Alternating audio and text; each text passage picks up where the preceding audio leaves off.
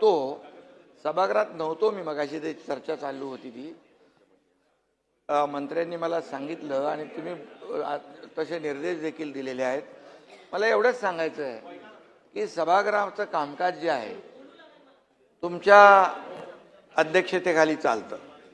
आज मी त्यांना सांगू इच्छितो की काल जो एक जोर का झटका धीरे से लगा है, त्यामुळे त्यांचं मानसिक संतुलन बिघडलेलं आहे. आणि दुसरी गोष्ट, मानसिक संतुलन बिघडलंय आणि त्यामुळे आता आणखी झटके लागणार आहेत. अध्यक्ष महोदय, तुम्ही सभागृहाचं कामकाज नियमानुसार चालवता आणि आजपर्यंत तुम्ही दिलेले निर्देश आणि तुमच्या अध्यक्षतेखाली या सगळ्या विरोधी पक्षाला देखील त्यांचे मांडण्यासाठी, प्रश्न मांडण्यासाठी जो काही वेळ देता तो आतापर्यंत कधी विजय भाऊ दिला होता का? आणि दुसरी गोष्ट, राज्यमंत्री असतात, एखाद्या प्रश्नाला, एखाद्या लक्षवेधीला अतिशय व्यवस्थित न्याय मिळाला पाहिजे.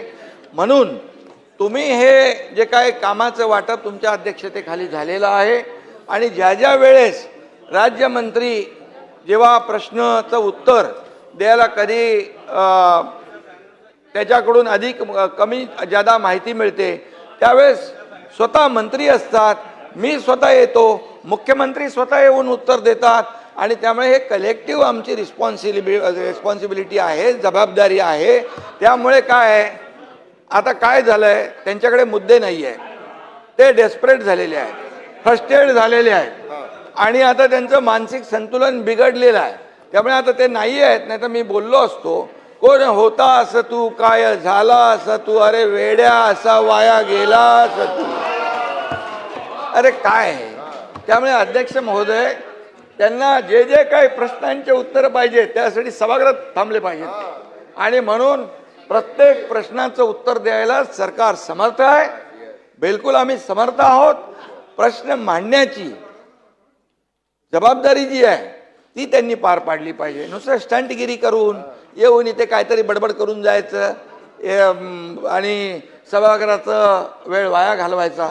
आणि म्हणून मी आपल्याला सांगतो, विजय भाऊ तुम्ही समजदार आहे, तिथे जयंतराव, नाना भाऊ, तुम्ही बी त्यांच्या नादाला लागले, काय पोराटोरांच्या नादाला लागतात तुम्ही, असं काय. त्यामुळे अध्यक्ष महोदय, पूर्णपणे या ठिकाणी सभागृहामध्ये विरोधी पक्ष जे जे काही या शेतकऱ्यांचे प्रश्न मांडा, या महाराष्ट्रातल्या जनतेचे प्रश्न मांडा, जिथे शेतकऱ्यांच्या अडचणी आहेत ते प्रश्न मांडा, त्याला उत्तर द्यायला आम्ही लोक खंबीर आहोत. सरकार खंबीर आहे. प्रत्येक याला पैसे शेतकऱ्यांना आतापर्यंत, नाना भाऊ, आतापर्यंतच्या इतिहासामध्ये, मी 2.5 वर्ष मुख्यमंत्री होतो, आता देवेंद्रजी काम करता, आतापर्यंतच्या इतिहासात 45,000 कोटी रुपये शेतकऱ्यांना देण्याचं काम केलंय. 15,000 रुपये नुकसान भरपाई. त्यानंतर तुम्हाला सांगतो, पहिलं तुमच्या काळामध्ये NDRFच्या निकषाने पैसे देत होते, आम्ही NDRFच्या दुप्पट केलं, 2 हेक्टरचं 3 हेक्टर केलं.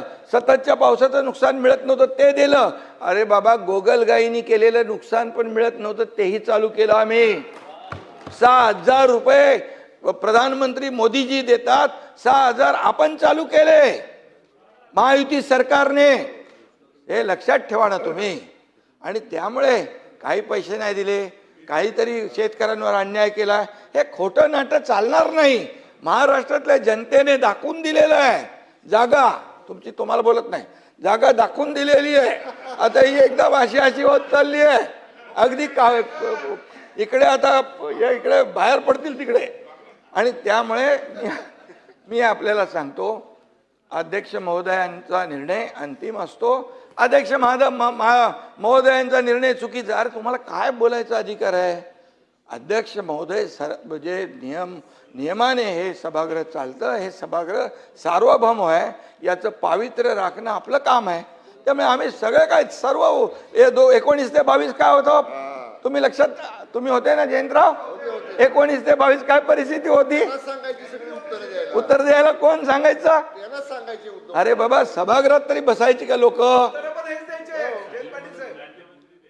सभागृहात तरी बसायचे का? अरे म्हणून मी सांगतो, जरा थोडं मागे वळून बघावं, आत्मपरीक्षण करावं. आणि आत्मचिंतन करावं। जो जो जो जो शीशे के घर में रहते हो दूसरे के घर पे पत्थर नहीं फेंका करते। जरा समजून सांगा जयंतराव समझ के लेने दो, नहीं तो पूरे पाटील साहेब अरे नाही आहेत ना, जरा समजून सांगा शेजारी समजून सांगा, समजून सांगा। ठीक आहे।